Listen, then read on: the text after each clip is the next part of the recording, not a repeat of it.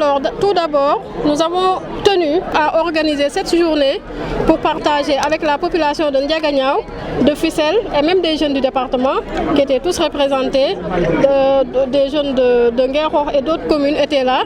Nous avons voulu partager avec eux les opportunités que le gouvernement du Sénégal offre aux jeunes en matière d'accompagnement en formation, en matière d'accompagnement dans l'insertion, mais aussi les programmes école-entreprise, mais aussi les programmes de développement agricole. Et aujourd'hui, nous avons eu donc l'accompagnement du ministère de la formation professionnelle, de l'emploi, de l'insertion qui nous a permis d'organiser cette journée. Et toutes les structures de ce ministère se sont mobilisées, précisément le 3FPT, l'ONFP, le PETSEJ, le PEJA, beaucoup de projets et programmes, la direction de l'emploi, de l'insertion, etc. Ils étaient tous représentés et nous remercions sincèrement Monsieur le ministre. En dehors de ces structures, il y a ADPME qui était là, le PRODAC, l'ANPEJ, AgriJeunes et vraiment le GIZ, il ne faut pas que j'oublie, c'est un partenaire également qui était à cette cérémonie. Donc c'est une journée aujourd'hui, je pense que comme vous l'avez vu, une journée d'échange, c'est toutes les opportunités qu'il y a au profit des jeunes mais également des femmes. Mais aussi il y a l'aspect financement. L'ADER était là et vraiment pourra également accompagner ces jeunes qui auront bénéficié de formations qualifiantes, de métiers et de petites entreprises, etc. et qui disposeront de projets. Également pour bien en tout cas pour atteindre le résultat visé, nous avons mis en place un comité de recensement, d'orientation, de suivi. Et ce comité va suivre au jour le jour par rapport aux différentes sollicitations auprès des structures qui étaient présentes pour qu'on puisse vraiment avoir des retombées positives pour les jeunes et les femmes de Ndiaganiao. Bon, pour l'instant, on a épuisé deux rames de papier, c'est-à-dire 1000 jeunes qui sont intéressés par les différents programmes qui sont là. Moi, je pense que l'emploi d'abord, la formation professionnelle est presque garant d'un emploi. Parce que quand on a son métier, on peut facilement ouvrir son petit atelier et faire en tout cas, faire ce qu'on appelle l'auto-emploi. Et je pense que ça, c'est vraiment déjà avec, vous avez entendu, les interventions, les opportunités sont là. On a un centre de formation professionnelle. Nous allons accompagner les demandeurs de formation à obtenir d'abord des diplômes, à acquérir le savoir-faire. Et je pense qu'à la suite, il y a d'autres dispositifs. Il y a un autre dispositif d'accompagnement pour financer leurs projets et obtenir un emploi. Docteur Tening, yow da nga jafe ci doomu aadama ndax da nga bëgg lu baax ñun chef de village yi lu ñu docteur Tening fu mu ñu teg ak lu mu ñu defal amul benn mbindeef bu ñu ko mos a defal lu dul docteur Tening mii.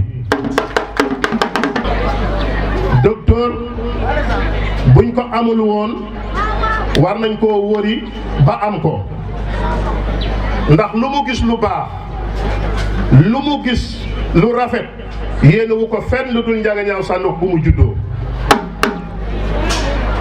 lépp lu ci man pour indi ko ci Ndiaganiao dina ko def.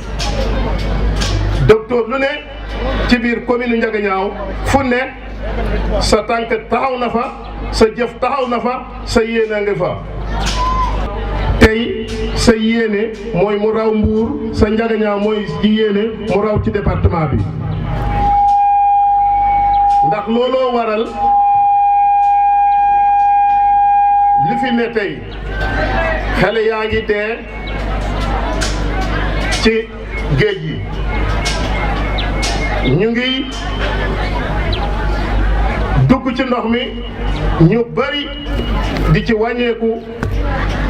Te lan mooy saafara bi? Yow dañ ñoo indil lan la ñu mën a def